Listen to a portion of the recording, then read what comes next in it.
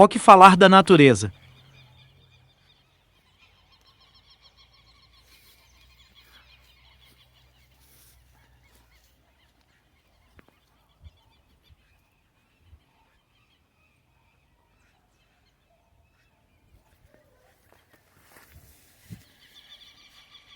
Só uma palavra.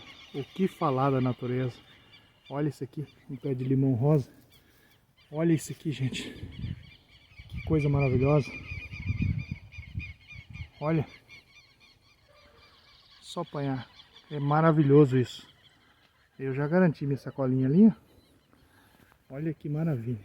Que coisa magnífica isso.